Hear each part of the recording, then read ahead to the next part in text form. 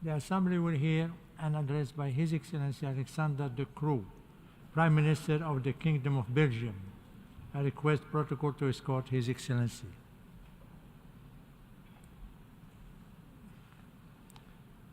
I have great pleasure in welcoming His Excellency Alexander de Croo, Prime Minister of the Kingdom of Belgium, and I invite him to address the Assembly.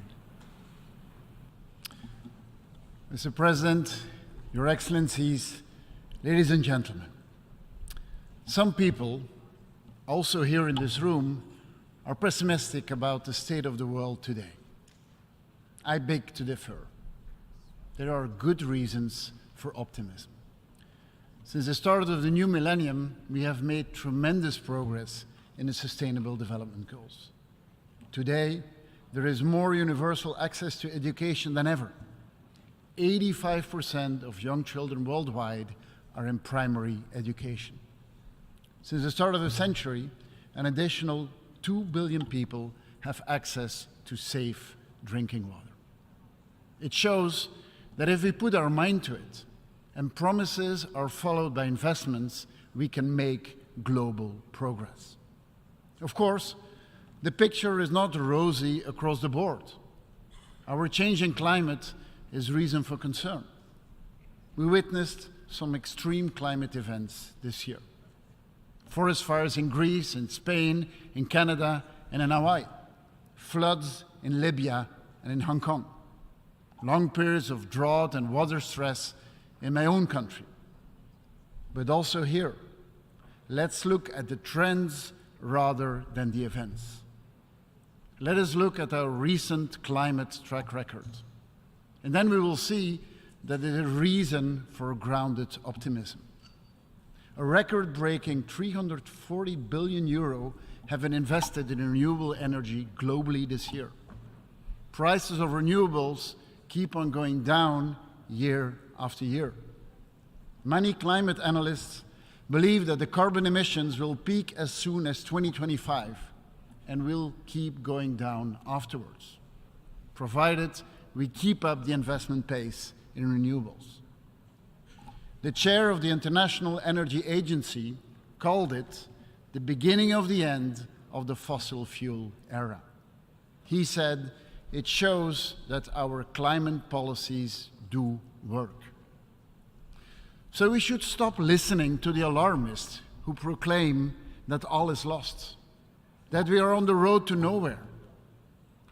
How can we expect public opinion to rally behind the climate cause with such blatant defeatism? We should not despair. We should organize. We should speed up the green transition instead of talking ourselves down. And in order to do this, we need to include our industry through a new industrial deal. We will not build a climate paradise on an industrial wasteland. We need our industry for their innovation capacity to come up with tomorrow's climate solutions. That is why Europe should not only be a continent of industrial innovation, but should remain a continent of industrial production. Clean tech, for sure, but also green chemistry, green steel production, and green construction sites. All are needed to build our net zero future. This new industrial deal will be one of the big priorities of the Belgian presidency of the European Union starting on January 1st. But to make this industrial deal a success, we should look beyond Europe. We need partnerships, especially between Europe and Africa. The foundation stones, they are there. Belgium has partnered up with countries such as Namibia, Morocco, and Egypt to accelerate the green transition. In wind, in solar, in hydrogen. Investments are pouring in, creating local employment, building up local expertise, soon exporting clean molecules from the shores of Africa to our North Sea ports. And we work at home as well, together with Germany, France, Netherlands, Luxembourg, Denmark, Norway, Ireland, and the United Kingdom. We are turning the North Sea into a big green power plant for Europe. By 2030, we will reach 120 gigawatts of wind energy at sea. the equivalent of more than 50 nuclear plants, enough to provide more than 100 million households with clean, affordable energy. We're making progress on the nuclear front as well. Belgium has reached an agreement with its nuclear operator to prolong the lifespan of its two biggest power plants. We will remain a nuclear nation, and we will seek renewed close cooperation with other nuclear nations. Because to achieve climate neutrality, we will need both renewables and nuclear. Ladies and gentlemen, it is vital to win the fight against climate change, since it is the single biggest disruptor of our societies today. It causes young people to flee their home country en masse. This increased irregular migration deprives the South of their most important economic resource, their most vital potential, young people.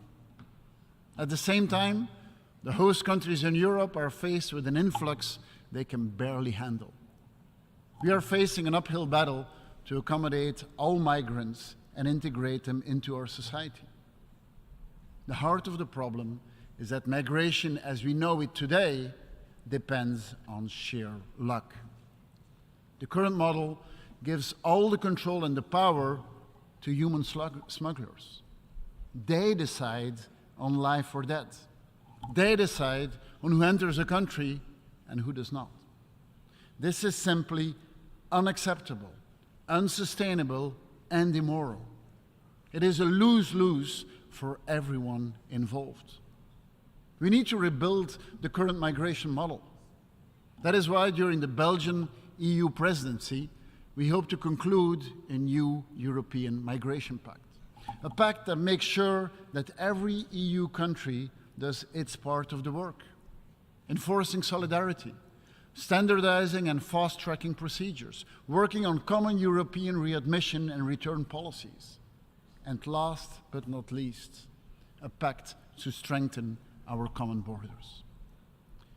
But the new EU Migration Pact is only part of the answer.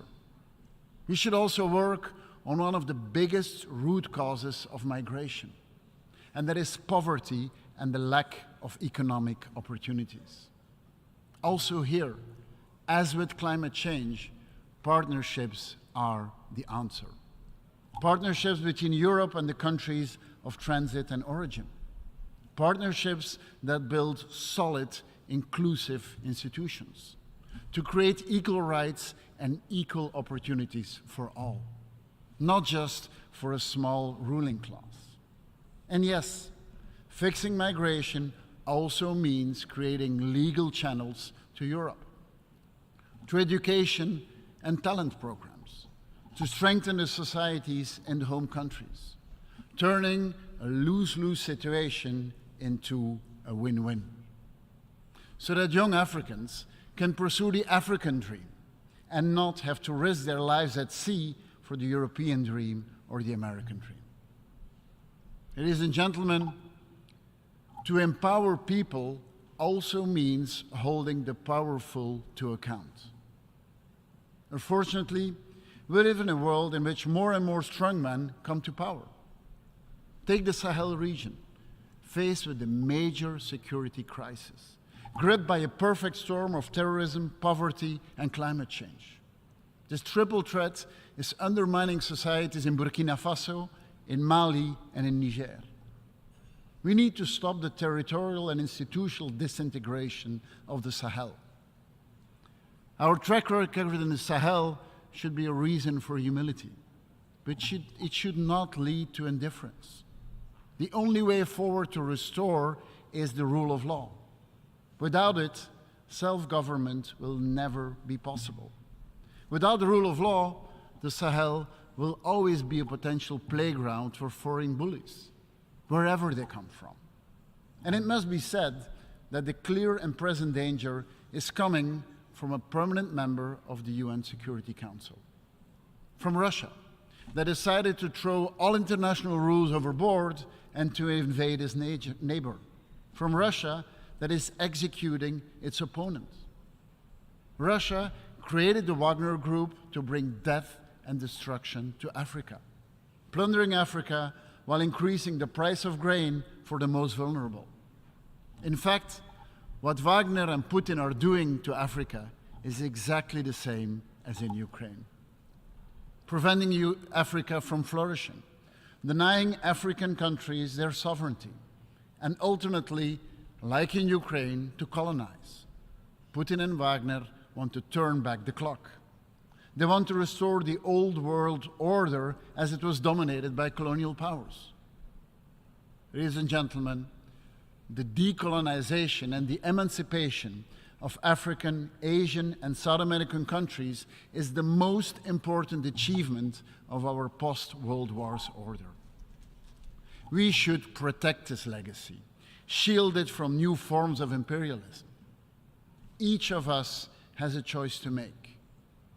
Whose side to pick? The side of the colonizer or the side of the victim? When we make these choices, the best guiding principle I can think of is the UN Declaration of Human Rights. We celebrate its 75th birthday this year. The Universal Declaration of Human Rights remains the spinal cord of all human rights treaties and instruments. And in fact, the rights defined in the treaty, they are much older than 75 years. The West African Mandinka nation, in what is nowadays Mali, had a constitution as early as 1200 AD. It spoke of the sanctity of human life, of women's rights, of the right to an education, food security, and even to self-expression. When the free slaves of Haiti at the start of the 19th century finally had the freedom to choose their own destiny, they defined living in dignity as living in liberty and equality. So let's remember these stories and recognize the true universality of the Universal Declaration of Human Rights. Let's also remember that the progress we have made as a common humanity, and that when we look back on our achievements, know that they were always the result of hard work and of collaboration. More than ever, we need the UN and the world to come together to secure progress that works for everyone. I thank you. On behalf of the Assembly, I wish to thank the Prime Minister of the Kingdom of Belgium for the statement just made.